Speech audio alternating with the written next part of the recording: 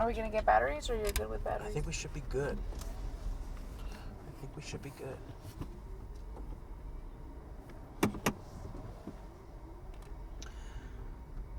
So I think it's always kind of good to start off any kind of audio recording with the date and the time, just so we can kind of provide some context to the conversation.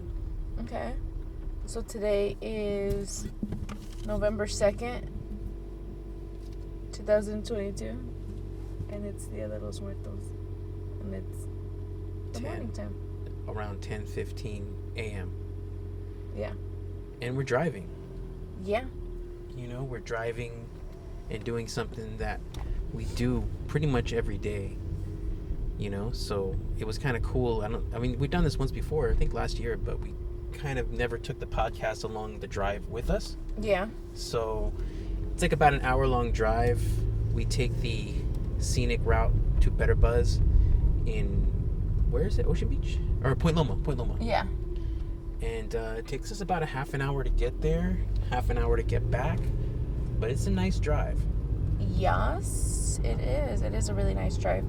And it's just kind of like all street, so there's no freeway or anything like that. So we were doing a lot of that while we were on lockdown. So now we do it just kind of to kill some time, to slow it down a little bit, and yeah. Can I tell you how I view it? Yeah.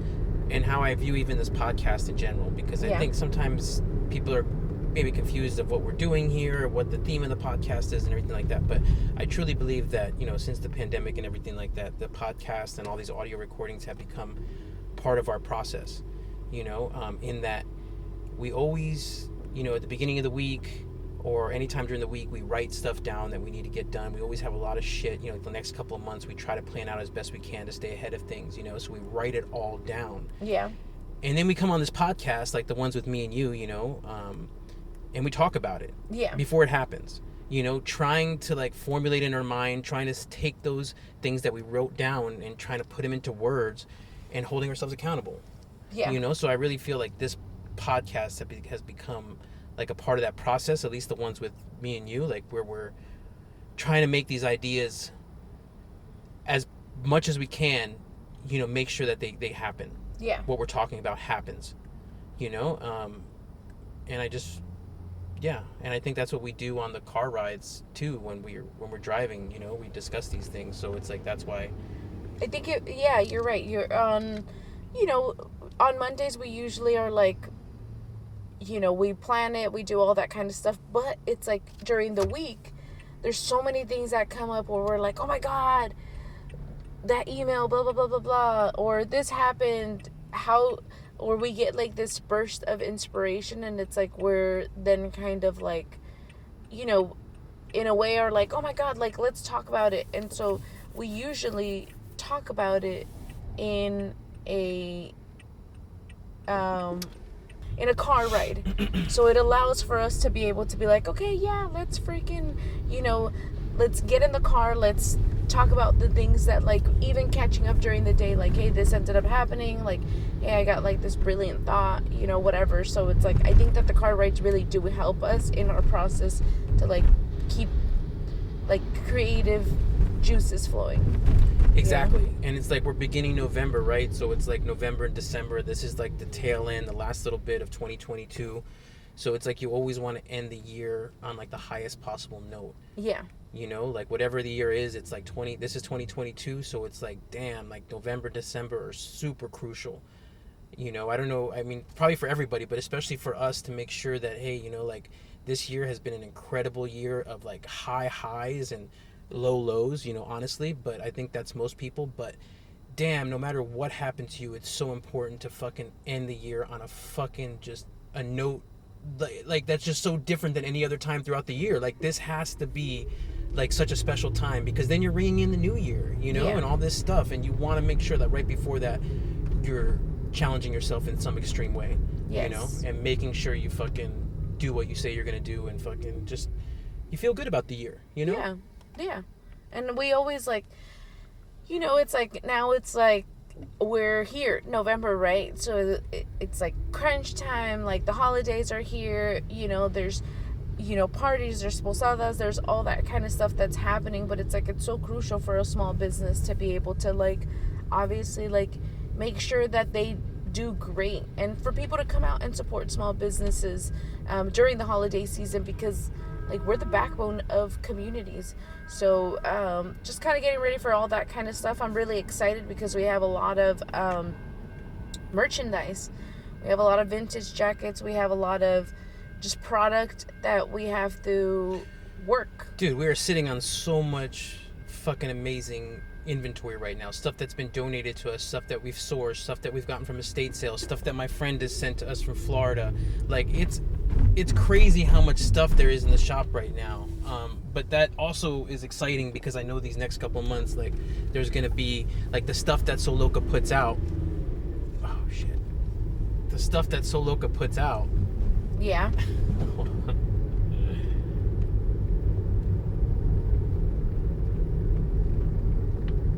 Give us 1 second. Uno secondo, real quick. We're just gonna pull over for a second.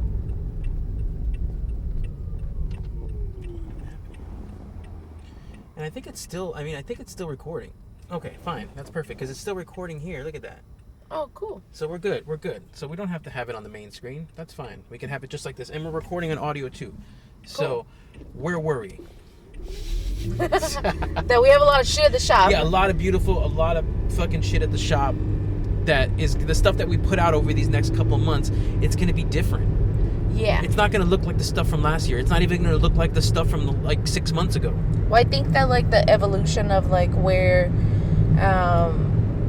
everything has gone, right? Like I've always liked documenting the process of anything, because it's like then you get to see what it looked like before, what it's looking like now, and what it's gonna look like later. So it's like that's always good to be able to be like, hey, this might look like at the beginning everything's gonna look shitty, like everything's gonna look rough, everything's gonna, but it's like you're seeing the process of like how you as a person is getting better, and I've always liked to do that. So it's like you see the evolution within like a year, within 2 years, and so it's like for me, I'm really excited to be able to basically, just show like my whole thing is I love layering. Like I love jackets, I love sweaters, I love all that kind of stuff, tees, like the most basic stuff I love, because that's what I wear all the time.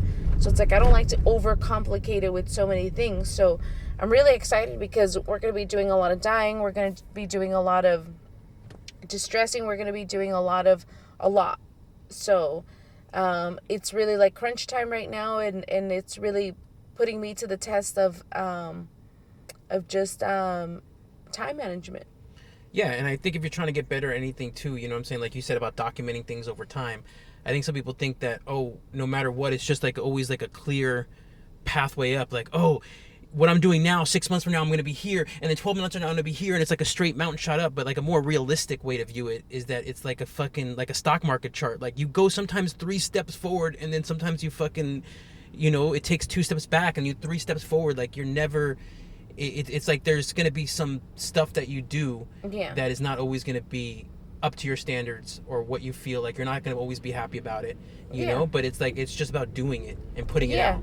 Not everything's going to be a fucking, so it's like, that's what I had to get through in my own mind. And I'm just talking about content creation. I'm not talking about even just stuff that you make. Everything you make is beautiful. But, stuff that, when you're creating anything, you have to even put out the stuff that, you don't even feel 100% about, because you're taking 2 steps backwards, but you're going to keep taking steps. That's the main point. You're going to keep taking fucking steps. Yeah. And that, like we said, that's part of the process of like, a lot of people are constantly like, well, it's not like up to my standard and this and that. And it's like, stay stagnant then. Because for me, it's like, it's like you could easily allow for, what is that quote? Like, don't let perfect be the enemy of good. Exactly. So it's like, it's like you gotta start. It's like, the process is like chiseling down to like something that you really, really want, that you really think that is up to your standards. And it's like, and really like just creating, like we're the happiest when we create. So it's like just creating something that, at the end of the day, you could be proud of, even if like you would have said, hey, you know what, like, I wish my stitching was a little bit better, or I wish this, or I wish that, or whatever. There's always room for improvement, but really that documenting the process of all that kind of stuff, like, is really important, because it's like when we went back to my mom's house, I found a bag that I had made back then, and I was like, oh crap, this, like, it's cool, like, in the sense of creativity and stuff like that. And, I was like, wow, like, I can't believe, like, I wrote that shit on a bag, and my mom has it.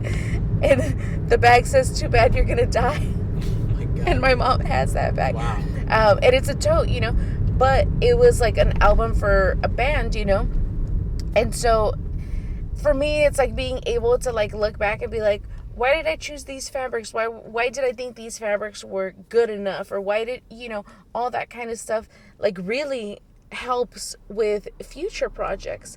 And then being able to, like, look at it and be like, hey, this stood the test of time. It's still going. It's freaking, there's nothing wrong with it. Like, it's still holding up really well. And kind of learning from those kind of things too. So, yeah. Yeah. So, I mean, what's the overall point of this conversation? Like, where did you want to take it today? Because we've got, like, a few, we're right now passing the Hyatt on Harbor. So that's kind of where we are in the trip. But, like, what did you want to talk about? So I just wanted to talk about, future projects that we got going on. We have a few future projects during, like, the next few months, the next last months of the year, which I'm excited about. We do have a really cool art show. Yeah, that's coming up December. Like I said, we want to end the year with a bang always. So December 17th, a couple weeks before Christmas holiday, we're having the Sewing is Life art show, clothing art show, but also just art show, a night dedicated to the sewing machine. Yep. So that should be fun. We're going to... I'm going to create a lot of really cool stuff that I'm really excited about. So that should be... I always like doing those kind of things. It really challenges me to create one-of-one things, And that's my jam. Like, I feel like that's definitely, like, my strong point. And I really enjoy it. So I'm really looking forward to that because, like I said, it challenges me. But also, beyond just you, we're inviting some really cool friends to create with too. So that, to me, is the most important part, the collaboration part. I also want to see, what Claudia creates for the show, and I want to see how other people interpret the sewing machine too, or even if I know Claudia's super passionate about the machine, but maybe others can find love for it as well, or just at least find or see what Claudia sees in it, or what and just there's a lot of beauty in that machine. Yeah, there is a lot of beauty in that machine. So but yeah, I'm really excited about having a bunch of really cool people that I respect, as artists and, as people to, contribute pieces to the show. So I'm really, really looking forward to that. I think it's going to be, like, a great show and a lot of amazing vibes. So that's one of the things that's happening. Yes, so that's for the holidays, December 17th. Also before that, in November, the Saturday right after Thanksgiving, I think it's the 20-something, it's 26 possibly, and that's Small Business Saturday. That's always a big day for small businesses, and it's a day where people are inspired to come out and shop, come to the store, spend money in their communities at local businesses, and it's like we're gonna basically have some really cool incentives to come to Sew Loka that day, as in in-store vintage drops. We're using some of that great vintage clothes that was sent to us. We're reworking it, and we're going to drop it that day, but exclusively in-store. So you won't be able to get it online. You have to actually come to 2113 Logan Avenue, have a cool conversation, see the studio, pick up a piece, and then enjoy the rest of Logan Avenue and Barrio Logan in San Diego, because it's all beautiful. So I mean, it's basically, that is going to be an exciting day. Do you want to tell us maybe what we can expect to see? You should expect to see a lot of cool new stuff in the shop. Wow. Okay. Very vague. No, very vague. You should definitely expect to see a lot of... Right now what we're doing is, like, we're just stacking it up, right? We're stacking up, like, everything. We're stacking up, we're creating, we're just, making a lot of inventory for the studio. It's like, usually what ends up happening is like we'll make a little bit and then it sells, and so it's like right now we're on like this mission of like just make a bunch of really, really like fill up the shop. A lot of stuff is going to be exclusively only for this, for like in store, so we're really excited about that. We're doing a lot of incentives, like buy something and then you're gonna get something zipper free. pouches. Yes, zipper pouches are always, such a staple of our studio, and it's definitely something we want to promote more through videos, because I think it's one of the coolest things about Sew Loka is that all of the Sew Loka zipper pouches are made with like recycled fabrics, upcycled fabrics, all stuff like that. Design studios donate their fabric swatches to us that they're not going to use anymore and that we're headed for a landfill, and Claudia recreates them into the zipper pouches, embroiders them, everything like that, and it's like slow fashion to the max. And like we really want to promote that, because not only is it slow fashion, but it also makes a great stocking stuffer. Exactly. Makes a great stocking stuffer. You could put a gift card, a Sew Loka gift card, into a Sew Loka zipper pouch. Exactly. Now that's a gift. That's a gift right there. It's two gifts. Two gifts. The box is the gift. You're putting it inside of something, and then when you open it up, there's another thing inside of that's going to give you more excitement and more happy times. So it's like you're giving the gift of Sew Loka, you're giving the gift of slow fashion, and it's like a gift that you can also feel good giving it. It's a feel good gift, Yeah, you're not going to... Everyone always needs a zipper pouch for whatever reason, right? Like to organize your bag, to organize your purse, to organize anything, to carry your, money, cards, anything. So it's like everyone always needs a zipper pouch, and especially a zipper pouch that's made out of recycled items, that is not freaking something where it's going to add more waste. And it's super cute, very unique. We never make the same ones ever, because it's really difficult to make the same one again, because it's impossible, because we're using fabric scraps. Because we're using fabric scraps, all that kind of stuff.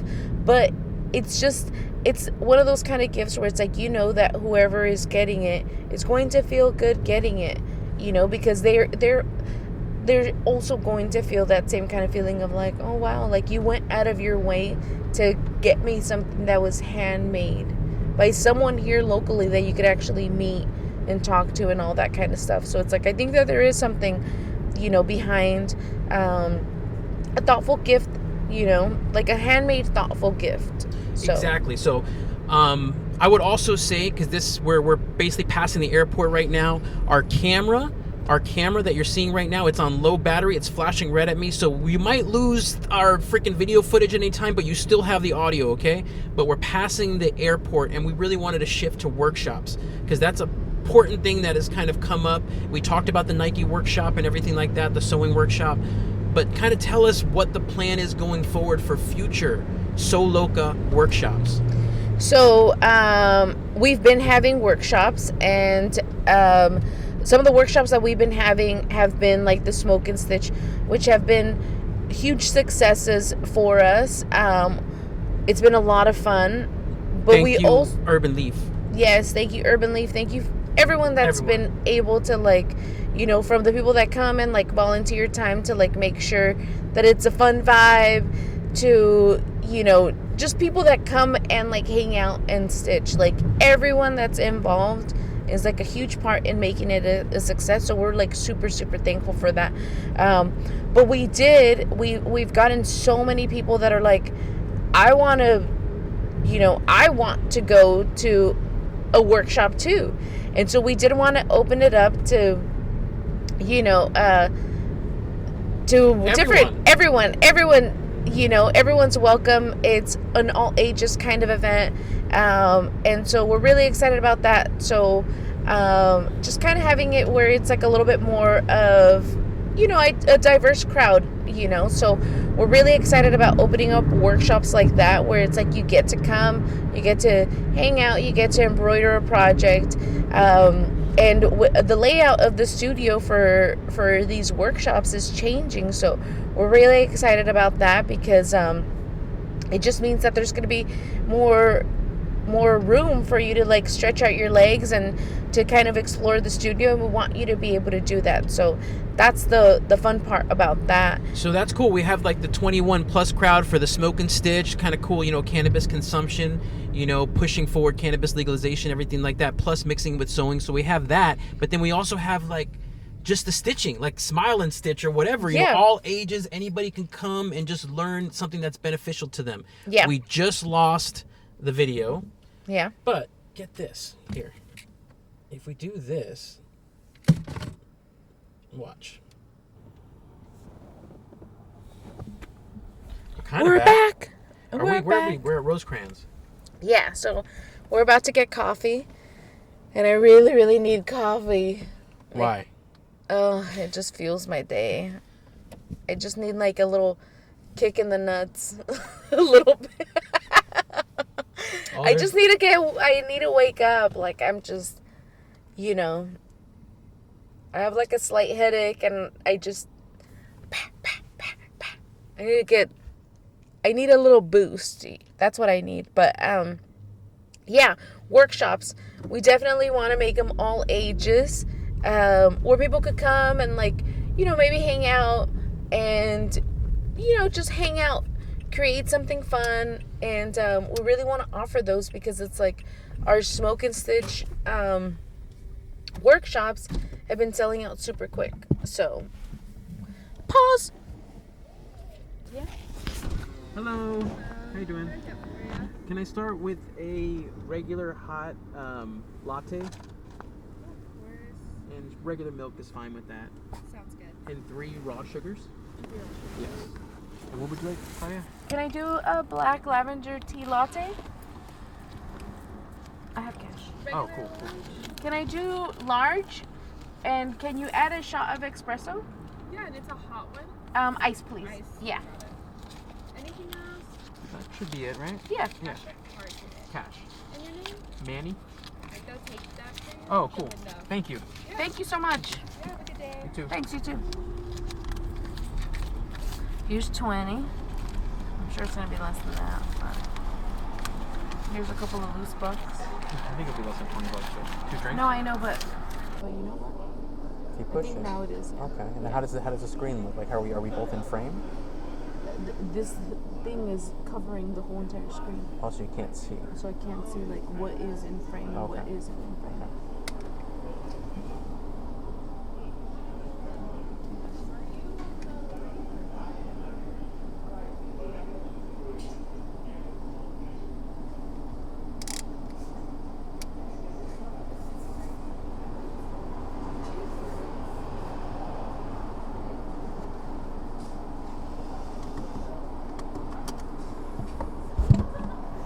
Here.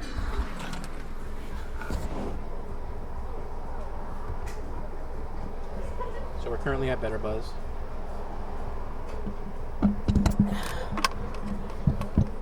Waiting for our coffee. Yeah. Oops. Don't worry, that other part's gonna be edited.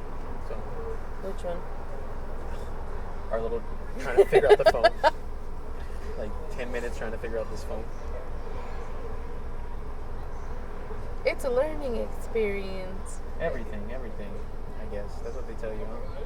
Well, yesterday we were like messing around with those flannels, and I was like, oh crap, like if I did that kind of like effect, but I used like aerosol paint, like it would give that same kind of effect, because it's like, I've been working with like textile fabrics for like Oh, cool. Thank you.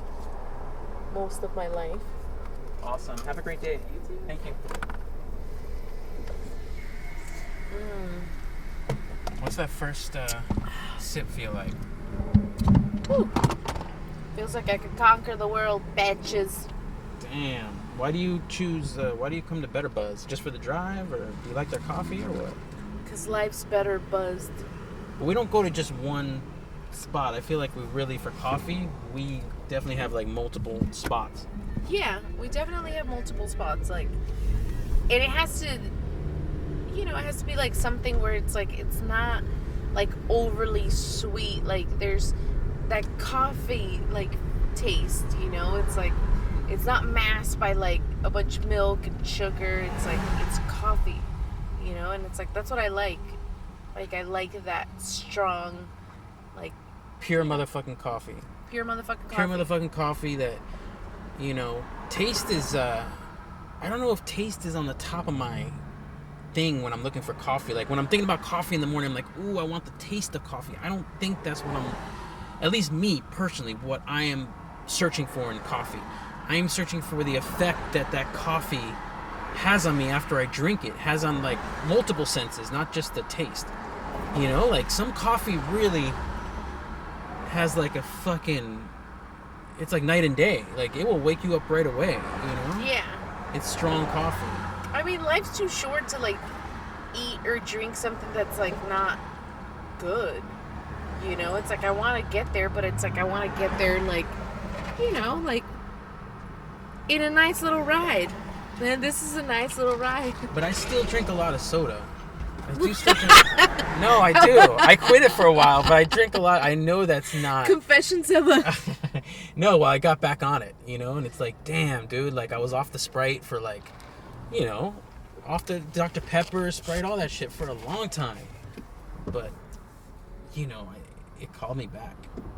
It called you back? And like you said, life's too short to drink shitty shit. And it's like... That's shitty shit. Shitty shit. Like, you can know that. Like, you can know that's true, but at the same time, you can still be drinking shitty shit. Yeah. I don't drink soda. I like the carbonated drinks, but I do kombucha, you know? And it feels good because then it's like, I don't know, there's something about, like, a carbonated drink that, like, I like, but, you know, I don't know. I don't know. I guess the real question is, you have to think about, like, why you like to drink soda. What does it do for you? And then, you know, then I guess you could eliminate it from there to where it's like, well, I could really replace it with X, Y, and Z. And then, you know. But this episode isn't about trying to guilt trip you about soda. No, definitely not guilt tripping you about anything. If anything, I'm guilt tripping myself. But, I know. You know, that's for another story. But, you know, we talked about workshops. We just got the coffee. We left there. I'm about to make a right on Harbor Drive and next to Winchell's. I have my turning signal on. I know it's probably pretty annoying, that blinking sound, but there is a San Diego PD behind me, so I want to make sure I'm following all traffic laws. Yeah. You know. Don't, follow all the traffic laws. But I'm really excited about all the different workshops that we have in mind, because I feel like workshops are really important to creating, like, safe spaces for people to, like, come and, like, you know, express themselves in a very creative way, where it's like, typically people don't think of sewing or embroidering as, like, this thing where it's like they're gonna be like, wow, this really, like, helped me slow down or do any of that kind of stuff. So it's like, for me, like, being able to provide, like, a space and, like, you know, kind of like showing people, like, look, you could start off like this. There's no right or wrong way of, like, embroidering anything. And I think that, like, sewing has always kind of, like, taken, like, that kind of, like, stigma, right, where it's like sewing has to be very perfect and it has to be very this and it has to be very that, and it's like, perfection comes in time. Like, we're here to have a good time. Like, you gotta start somewhere, and the fact that, like, someone is, like, willing to start a new thing just shows how, like, courageous they are for even, like, going there and, like, maybe, like, realizing that, hey, maybe they're not really good at this thing, but they still tried. That takes a lot of freaking courage. You know, most of us, like, we just kind of, like, you know, are like, no, I don't want to try anything new because I don't want to, like, realize that I might suck at this. And so when people do come for the workshops and they get really into it, and then they're, like, hooked, and then they're, like, sending, like, all these pictures of, like, projects that they're working on, and they're doing really well with their projects that they're working on at home, like, it makes me feel really good. Do you think know? sometimes people would rather do nothing at all than suck? Yes. You know what I mean? Like, because yeah. anything, right? You're going to fucking suck. Yeah. You're going to suck for a while, and you might never stop sucking. Yeah. No one wants to realize that they might not be good at something, you know? So it's like, then you're just kind of like, well, you know, you're probably not good at this one thing, you know? And so the last thing that you want to do is, like, really put yourself in that zone of, like, hey, you might equally like suck like really really bad, but it's like at the same time it's like with sewing it's really like one of those kind of things where it's like you just unstitch it and you're back to like a blank canvas. So it's like there isn't like a lot of like commitment involved in it, you know. And it's like, and it's really like once you get the hang of it, it becomes something where you're kind of like, whoa, this is a lot of fun. Well, like, what if you cut something wrong? What if you realize you've been cutting for an hour and then all the pieces are wrong? How do you fix that? well, we're starting with embroidery for the Okay. workshops. So there's no cutting involved. Everything's basically like hooped and like designs are ready. All you have to do is like what we teach you is how to thread a needle and then how to basically, you know, like start to stitch your project. So that's always like the fun part about it, that you're able to like start to basically outline your project and bring your project to life, and even add things to your project that the project didn't have. So I really like it for that kind of, you know, kind of like workshop kind of vibes. And I feel like for me, like my journey as far as like when I started sewing, like it was like one of those things where I was like, well, like I didn't have like guidance, right? Like I was just kind of like, I want to make a chiffon dress, and it's like chiffon is like the hardest fabric to like sew as like a beginner. Like it's like very slippery, and it's not the greatest fabric, right? Like you're gonna really like, you have to know how to cut it in a certain kind of way for it to drape and all that kind of stuff. And so for me, I was like, I want to make dresses out of that, and I want to, you know. And it's like, as a beginner, like it's gonna be one of those things where it's gonna be a really rude awakening, that you're not gonna be able to do it, and it's gonna be overwhelming.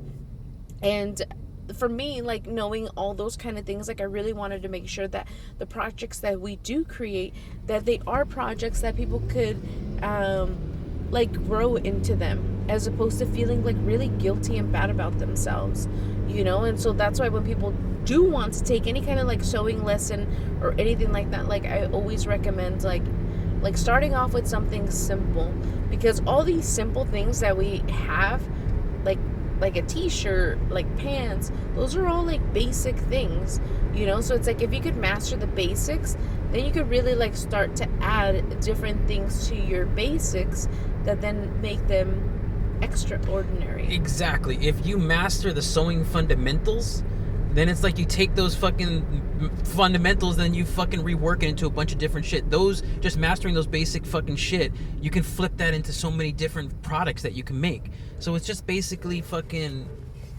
learning sewing and being willing to fucking I mean, let's be realistic here. How much time? Like, you've been sewing since you were 8. Yeah. But if somebody starts sewing now, like how long is it going to take for them to be making their own clothing and selling it? Well, you can start making your own clothes like within like, you know, I would say, like if you take a sewing lesson, right? Like we have like the sewing lesson where it's like make your own lounge pants. Those are pants. So it's like at the end of that class, you're leaving with pants. So it's like the class is like 2 hours long. You're leaving with pants. What other place can you like make pants within 2 hours, go home and wear them? Like that's like, we don't do stuff like that anymore, you know. And it's like, and that is like such a boost of confidence when you're like, oh crap, if I could make these pants but in different fabric, like that really changes up like the style of these pants. Exactly. Like being able, like sewing isn't just like you sit there on a sewing machine and you create things. So sewing is definitely one of those kind of things. That fucking car fucking scared the fuck out of me. Come on, dude. I was like, I'm not gonna shit myself on my podcast. And you know, sewing isn't just about sitting on a sewing machine and making things. Sewing is thinking outside of the box, engineering, problem solving, like textile, like knowing textiles, like knowing your textiles. How is this fabric going to react to fucking being bunched up like this? How is this textile going to react to fucking being spray painted? How is this textile going to...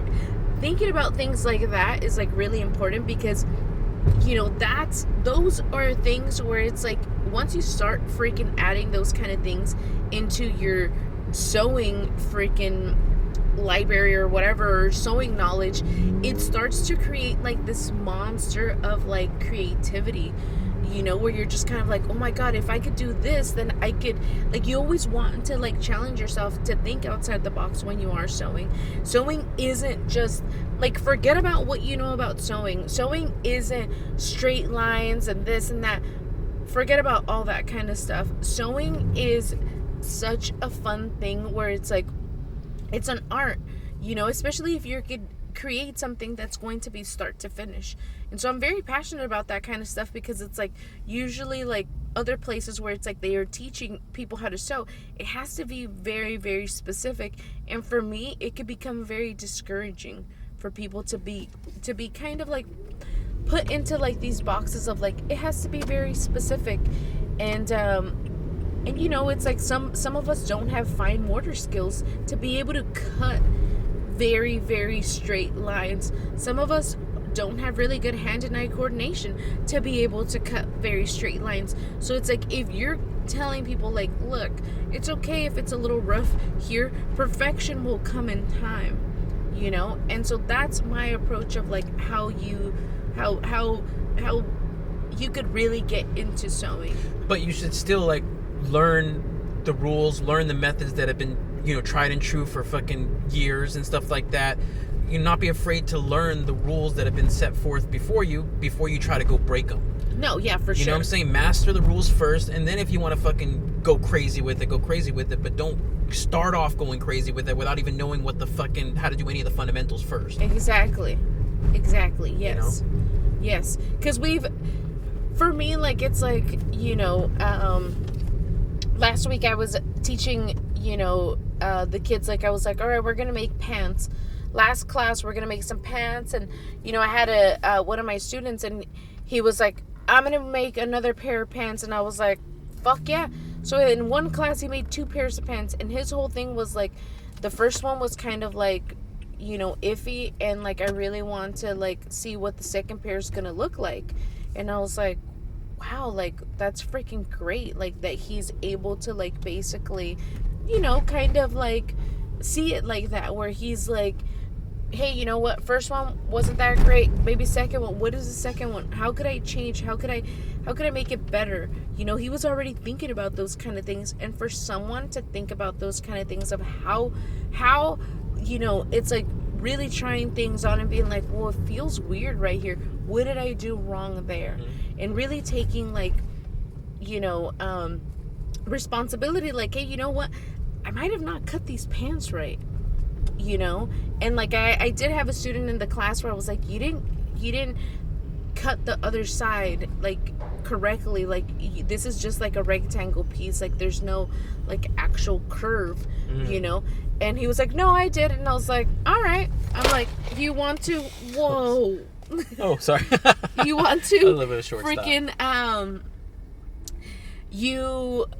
You're telling me that you didn't cut them right, but it's like that you cut them right, and it's like I could obviously see that you didn't cut them right, but you want to say you did. So I'm like, all right. I'm like, so I'm like that then, it's like, I don't want to argue with you, these are your pants, and so he starts sewing them, and he's like, why do they feel so weird? And I'm like, because you didn't make any, like, you don't have like this curve on these pants, and that curve is really important, because it's like, we're 3-dimensional people, we're 3D, like, there's depth to us, some of us, but, like, and so for him, he was like, why does it feel so weird, like, when you put them on? And I'm like, you have to be honest with yourself, like, you didn't cut them right, and it's like those kind of like learning things where it's like, if you cut things correctly and you follow the seams and you do, and you have the seam allowance of like what it's supposed to be, you're gonna have something that looks very well made.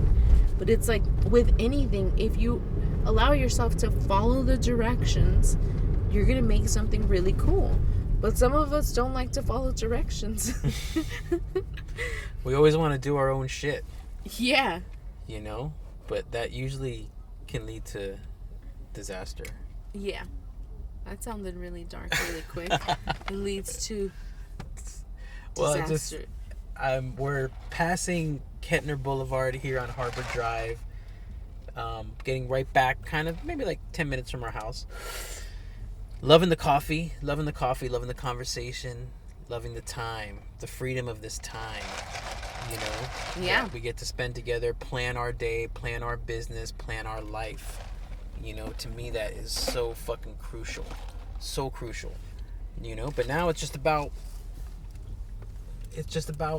fucking... Actually, I don't even know. What is it about? I have no fucking clue. What is today about? I have no What idea. today's? Or anything, for that matter. Or anyone. Or anything. I have no fucking clue. No fucking clue. I'm just really excited to, like... We've talked about workshops, right? Like, we've been like, oh my God, workshops are great, and this and that. This is why we like workshops, right? But it's like, for me, like, being able to, like, you know, like... interact with people. I like people. Like, I really enjoy, like, being like, oh wow, look, there's this new person that I could, like, meet and talk to, and, like, we could have, like, this bond over sewing. Like, I'm totally down for that, you know? So it's like, anytime, like, you know, you want, like, I want to be like a resource, right? Like, I want to be able to be like a resource where it's like, hey, you know what, like, this person is a resource for this and that, you know? And it's like creating like that safe space where it's like people could come stitch, you know, make something really cool, and like, you know, have like an amazing time in the studio. Like I feel like that about my sewing studio, where it's like I'm obsessed with like being there. Like, I'm there all the time. Like, it's like such a fun time for me to be in there. So it's like I want people to feel that too, you know, and I want people to feel like inspired to be like, wow, like, you know, when do you ever get to go into like someone's studio and be like, look at this, is like all their thread and all their fabric and all their, and touch all that stuff, you know? So for me, like, it's like being able to have people in that space where it's like they're also like inspired by sewing, which I'm really glad that a lot of people are more like waking up to like the whole idea of like making their own stuff, or just learning how to sew, just to kind of like have like that kind of have that skill under their belt. Is like, I like that, you know, like I like that more people are kind of like taking that and like running with it, because dude, we're all wearing freaking clothes. Like, we all are dressed, like we're in, and none of us, like most of us don't sew. So it's like, it's really like one of those kind of things where it's like, it's important for us to like know, like at least value like what goes into like creating something, you know, because I think that that's where we could like definitely start to change where we get our things from. But the way people value it is they have to see it being done, or they have to do it themselves, or they're like, yes, well, both. But I think this is too hard. But even seeing, yeah, because sometimes when you see it being done, it could be shown in such a way where it makes it look easy, you know, because there's editing involved and everything like that, and you could speed it up and slow it down, and it makes it look like, oh wow, it's just a cruise, you know. But there's a lot of like, oh shit, the threading is off, let's spend 15 minutes trying to rethread this machine, and let's do this and this and this, and it's like, that's the part of sewing that teaches you patience, because 9 out of 10 people will just quit. Like 9 out of 10 people will just not rethread the machine, or they'll just go to their phone for some reason and forget about sewing. But you know, if you can just get better at the threading part, and it's like, that's what the skill building part is, because you'll notice the better you get, you'll have to rethread your machine less and less and less and less, because you'll do it right the first time. Okay, this is a pro tip right here. A lot of people always ask, everyone always says this when they're having issues with their sewing machine. So listen very, very carefully. If your machine is getting bunched up in the bottom while you're sewing, your bobbin is being put into its case incorrectly. That's number one thing. There's nothing wrong with your sewing machine. You're putting the bobbin in there incorrectly. Your little tail for your little thread should be going up this way, like that. From right here, this way, like that. So it's like, it's things like that where it's like, they're so small that don't allow for you to like continue sewing. And so for me, like I always tell people, like, master these little things where it's like, all right, how do you put in your thread like this? How do you put in your bobbin like this? Okay, cool. It should always be like that. All right, cool. Do it again. Do it again. Do it again. Because guess what? I have a freaking sewing machine that has 5 threads, and it doesn't show you any kind of diagram on how to thread this damn beast. and if sergers are like the hardest thing to thread, because it's like they're so finicky. So it's like if you don't, any kind of machine, if you don't thread it correctly, it's not going to sew. So it's like in a serger, there's more threading to be done through like little like loops and this and that. And so it's like, just imagine like all this kind of like looping and threading that you have to do on this damn machine. So it's like, you know, just knowing those kind of things, like I've really sat with that machine and I'm like, I'm not going to get up until I figure out how to thread this machine. And it takes a lot of patience, but it's like you automatically know like, hey, you know what? Once you have it done, this machine works beautifully and it's gonna give you like this beautiful stitch. So it's like you really have to be patient, but it's like we're not patient people. We want instant gratification, and it's like, and that's where you really have to like allow yourself to do those kind of things, you know. So 100%. And yeah. That's why I think sewing is such a fucking badass answer to a lot of issues that we have world peace in society. Instant gratification, all that shit. It's like, just make something. And it's like, at the same time, it doesn't have to be just with sewing. It could be with any kind of thing. You could even make something with your phone. Also, I am on a mission, or should we say we are on a mission, to bring back sewing into the classroom. We want on a mission. We're on a fucking mission. Mission possible, not mission impossible. Mission motherfucking possible. Exactly. I feel so. I think I was like one of the last like classes to actually like have sewing, and I thought it was like the coolest thing. And now there's a lot of schools that don't offer it anymore, and I'm really on this like mission to like make it to where it's like people could see like the value of it, like that people could be like, hey, this is like a fashion club, or hey, this is, you know, this kind of thing. And it's like, for me, it's like really important, because it's like, it's really like building confidence through sewing. Like, how could you like get these kids to like really like love sewing? You basically like give them samples of everything that is possible with the sewing machine. You know, you give them you give them all the resources to be able to create everything that they've wanted to create, and you give them step-by-step directions of how they're able to do this. And for me, like, it's like that is really giving someone, like, helping them build their confidence through sewing, is like giving them like this basically like fishing rod and being like, go out there and like feed yourself, you know. And it's like, and it's not just like, hey, now you're gonna be able to, you know, like now you're gonna be able to like make your own clothes. They don't have to like sell it or start a business, but it's like being able to like see that, like, hey, you know what, when you sit there and you cut out this fabric and you do this and you do that, you're gonna be able to like make your own clothes. Like, how cool is that? Like that's such a cool thing to be able to do, and such a freaking flex too. Yes, creativity is cool, but we also do live in America, and you have to make money. So it's like, I think that the incentive part of it is like, hey, that pair of pants you created in, you know, 45-30 minutes, yeah, you know, you can flip, if you sell it for $45-50, guess what, that's way more fucking soul enriching than fucking slanging that eighth. And I'm not judging you for doing whatever you have to do or whatever, but I'm saying like, you can actually look at clothing in a way of like, oh shit, I made it for this much, I created it, I could put a logo on it, my friends like it, they're willing to pay $60 for it. And then you start seeing it as like, oh shit, I can skills pay bills this motherfucking shit. Yes. You know what I mean? And I could, yes, be creative. I could fill myself creatively, but I could also survive in this country and have a good life too, because we have to do both. Exactly. We don't have to suffer. Yeah, and I think that there's been like that kind of like, you know, like feeling of like, you know, like I remember I was talking to like one of my friends, and she was like, I just want to be able to like pay my bills and, you know, feed myself, and that's it. And I was like, that's cool. Like that's cool. Like, I get it. Like, you know, you want to be able to like have like the bare minimum. Like that's great. Like there's no judgments for that. But it's like, you know, like being able to see like money as like a resource of like how you could enrich your own community is really important too.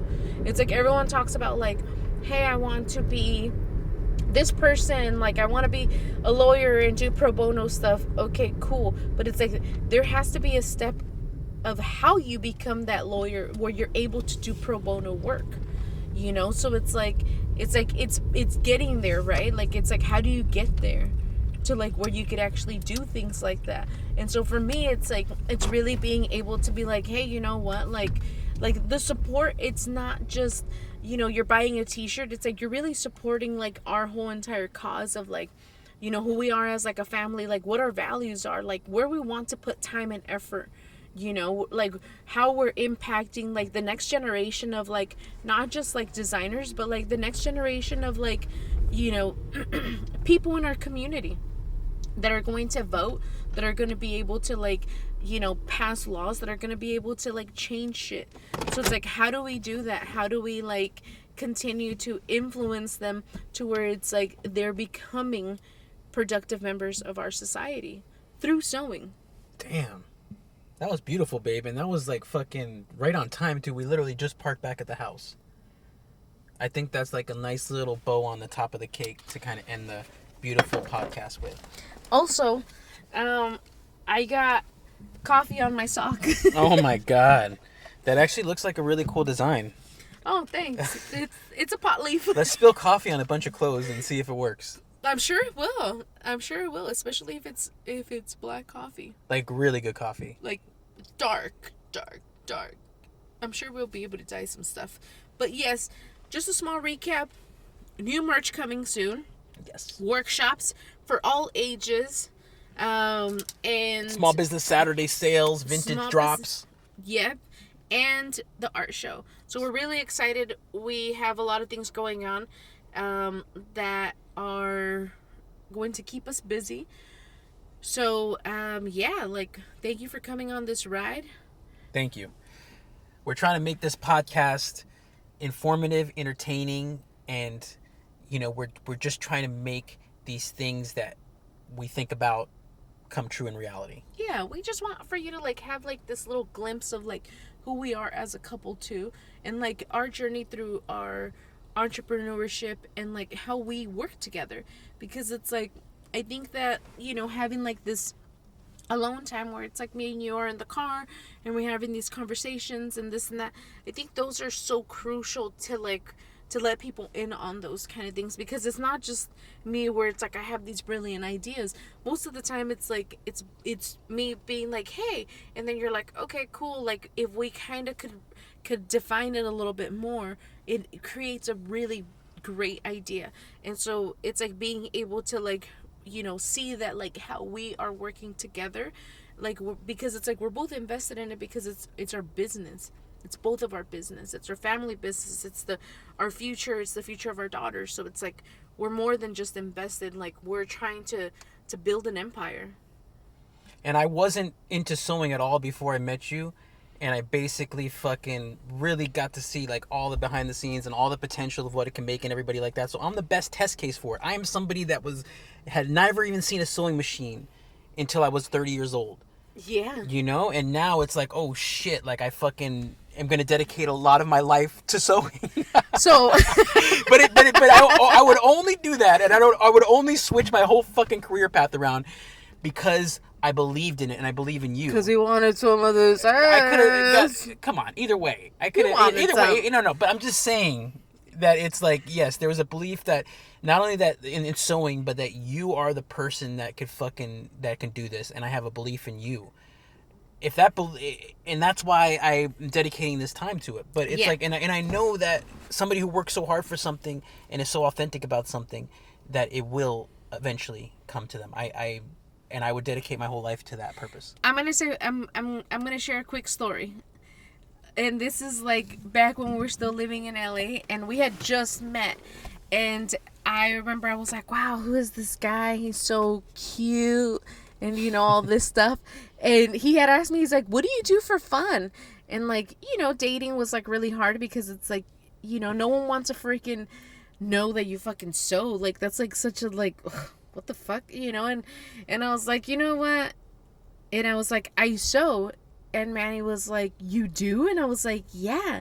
And he's like, I want to see some of your stuff. I've never heard anyone that was like trying to date me ask me like, can I see some of your stuff? And I was like, yeah, like I'll show you some of my stuff, So I had my trunk full of stuff because it's like, like I would take it to work and I would like sell it and stuff like that. So I had like my trunk full of stuff.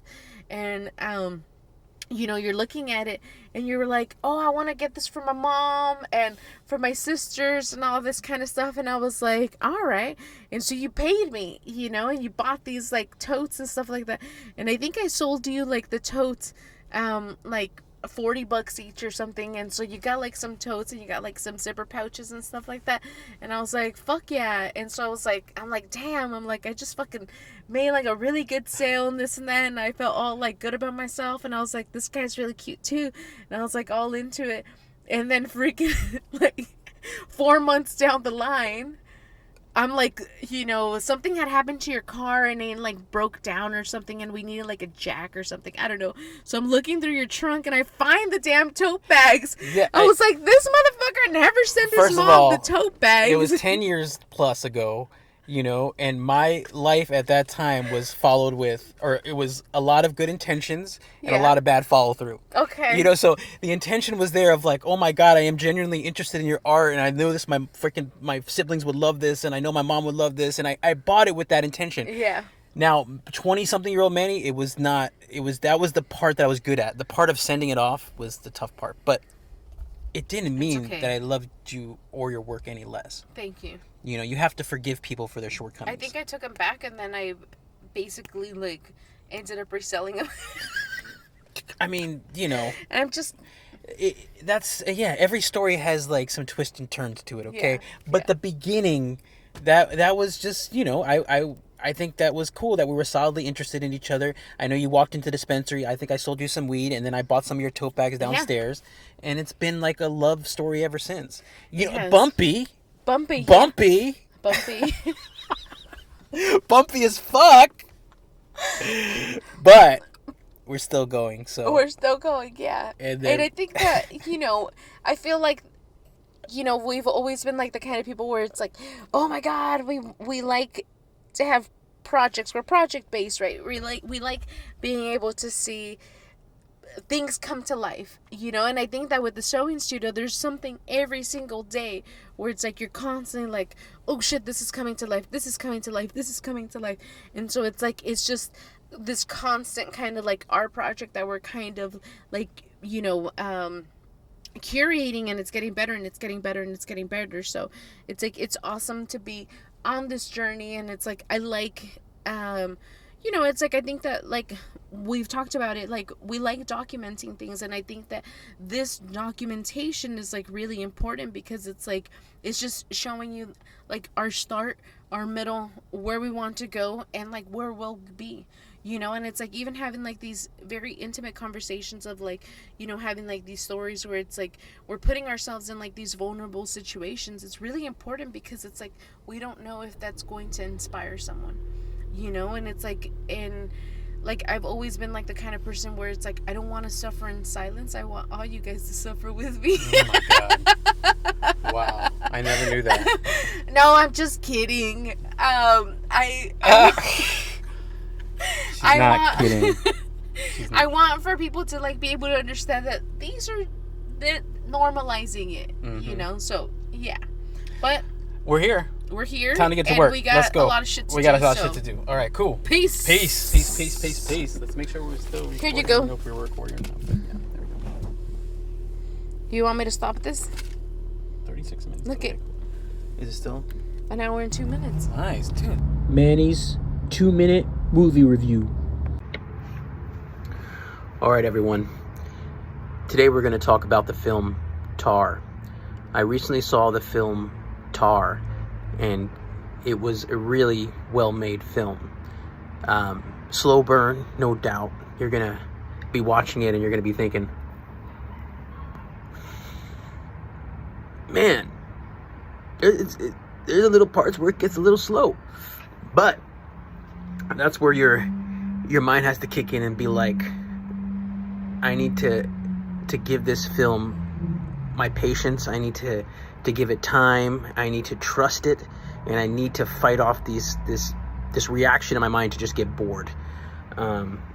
You know, because you could tell there's little hints of symbolism along the way that you could tell Todd Field, the director of the film, knows what he's doing. So even if you feel like it's meandering a little bit or this and that, you have something in the back of your mind where, like, this director, he's doing this on purpose. There's a reason, there's a meaning, and it's going to pay off. And for me, it absolutely does. It absolutely does. You know, 2 hours and 40 minutes, that's a long running time.